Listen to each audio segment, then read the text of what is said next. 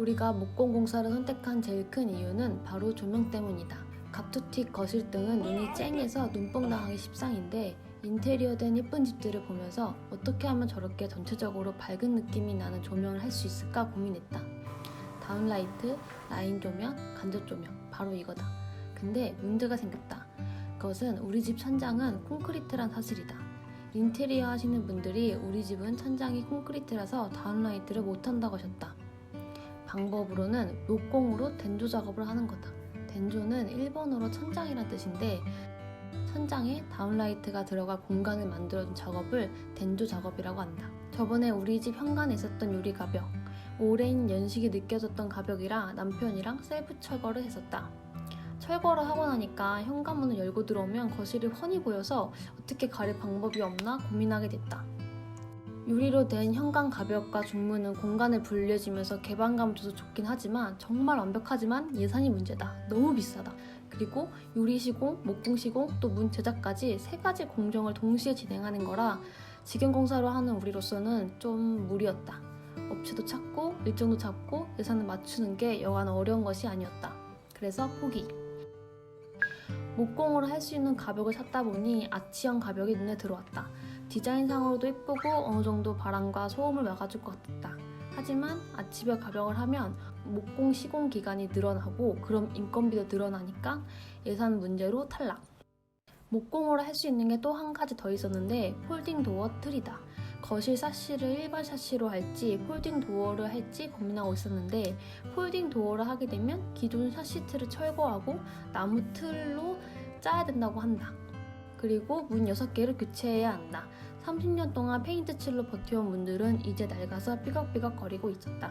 덴조 작업을 해주는 목공수와 화장실 사장님이 아는 목공수 2명한테 견적을 문의했는데 한 짝당 35만원 견적을 받았다.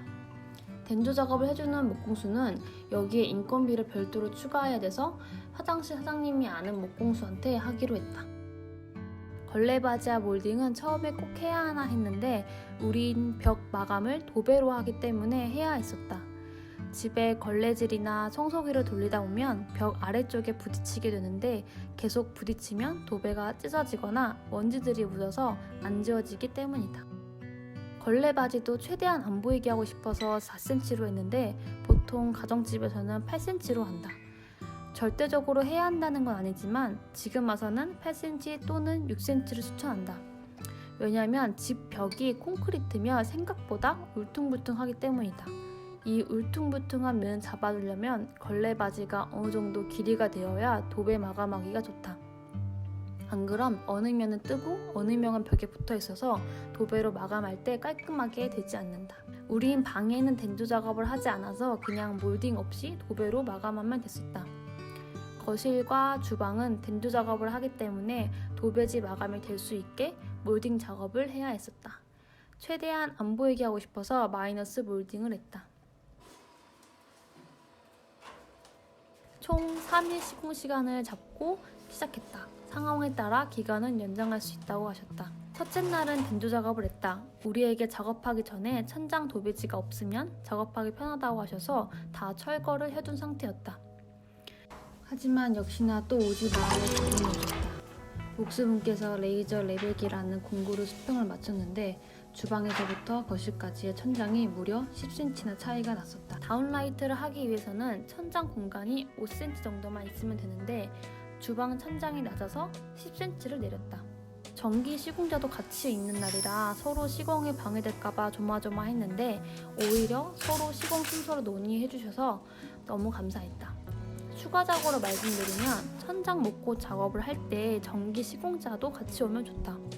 석고보드로 천장을 덮기 전에 전기 시공자가 와서 미리 자리를 봐두고 선을 빼서 표시를 해놔야 석고보드를 덮고 그 자리만 뚫어서 선을 뺄 수 있기 때문이다.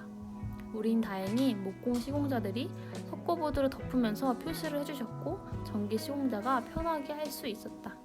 폴딩 업체에 기존 샤시트를 보여주었더니 노후돼서 재사용하기 힘들다고 한다.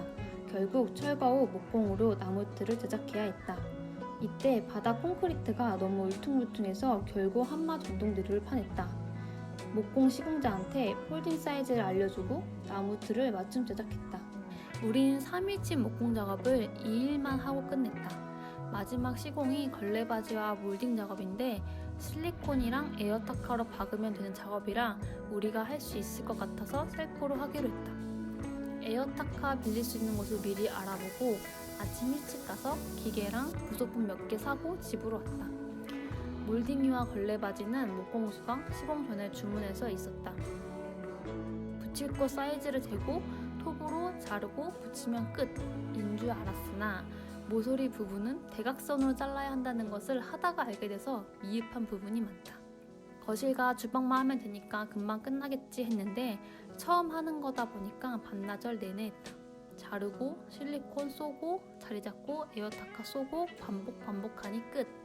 다음 날은 걸레바지다. 이날은 우리 아빠 오셔서 일당백 하신 날이었다.